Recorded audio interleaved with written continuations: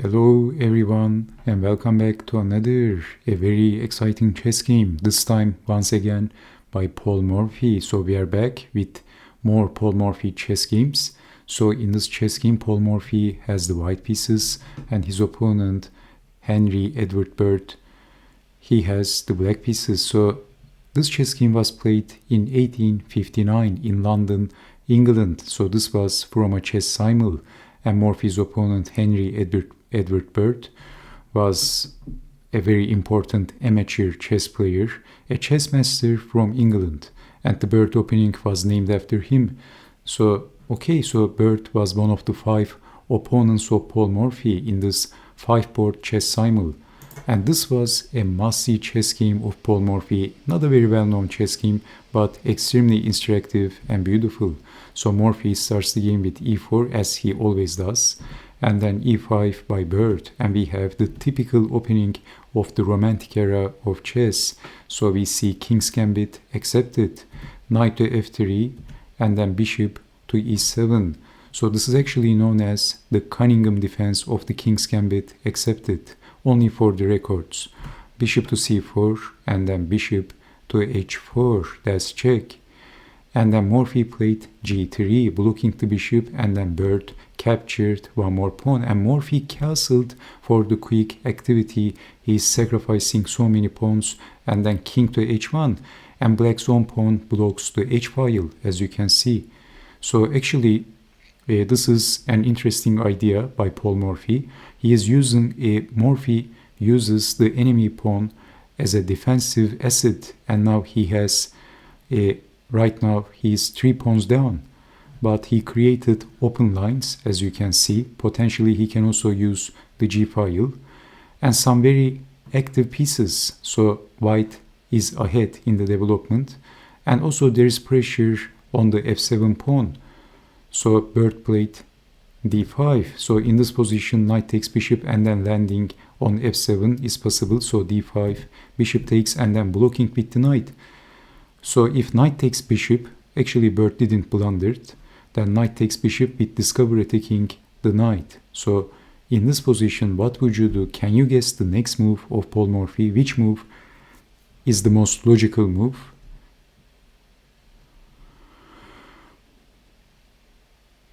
So Morphy played bishop takes on f7, exclamation point, in between move attack by Paul Morphy, a very good move, and removing the target. So king takes on f7, what else? And then knight takes bishop, and there is no target, as you can see. So there is no capturing, and then discover attacking the knight idea. So rook over, planning to hide the king, but then d3, also defending the e-pawn, bishop to h3. So Burt is basically developing his pieces, but Morphy is going to the throat, queen to h5, the knight is pinned, and the king goes back. But if g6, that would be a big mistake. Queen takes on h7, Morphy would simply chop the pawn off. So queen to h5, king goes back, and the knight is attacking the queen, but Morphy knocks the head of the knight. Rook takes on f6, and we see g takes on f6, but this opened the king. And white's, as you can see, white's attack can white can attack from the open g-file, so this could be very dangerous. Of course, queen takes rook is out of questions. Because of queen takes rook, the rook is hanging. So in this position, Morphy knocks the head of the knight, and then g takes on f6, and this opened the king, and then developing the pieces very rapidly, a typical Morphy game. So rook to e5, queen to f3, a very nice tempo move, also attacking the bishop and defending the queen. Queen to d7 and bishop to f4, another tempo move by Paul Morphy. And as always, we see very logical, accurate play by Mr. Morphy. So far, he didn't disappoint us because of playing beautiful chess so far. So attacking the rook, but we have knight to c6. Let's see what happens if defending the rook. Actually, this is going to be extremely difficult to defend for black after knight to d5. So both attacking on c7 and also most importantly attacking on f6. So how to defend? If knight takes on f6, that is going to be family fork.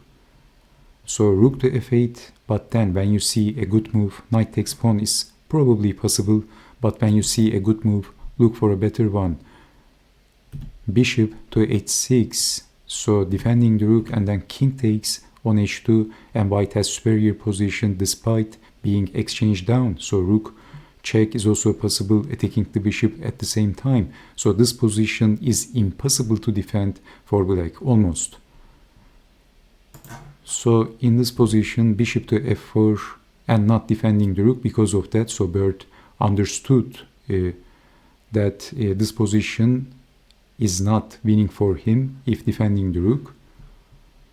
So we have developing the knight, knight to c6, and then king takes on h2, and Morphy's attack will gravitate from the open g file. The king is open.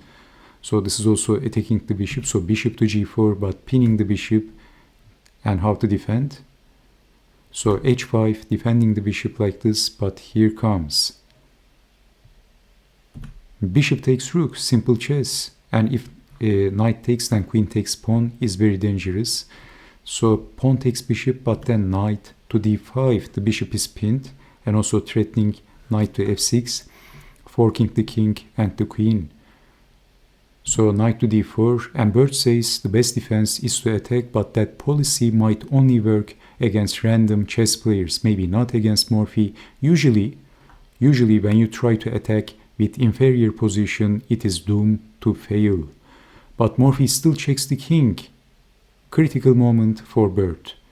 I can imagine Henry Edward Bert picking his king very carefully with his shaky hand and trying to place the king at the most logical square.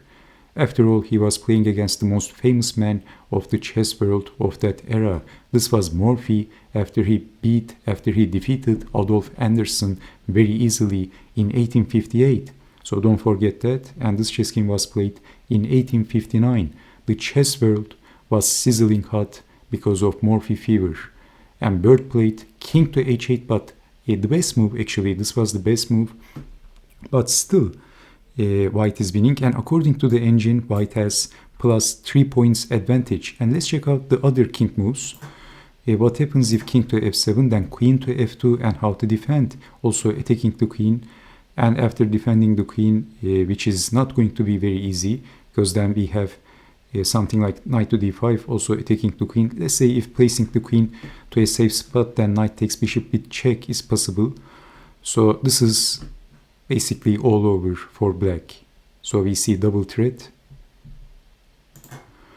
And instead of king to f7, let's say king to g7, then knight takes pawn, king to h7, knight to f6, king to g7, and Morphy's knights and also his rook and his queen combine perfectly. And this is also losing, this is check. Okay, so this is why Bert was, he had to be very careful in this position. So king to h8, but this is still losing for Bert after queen to e3, and how to defend.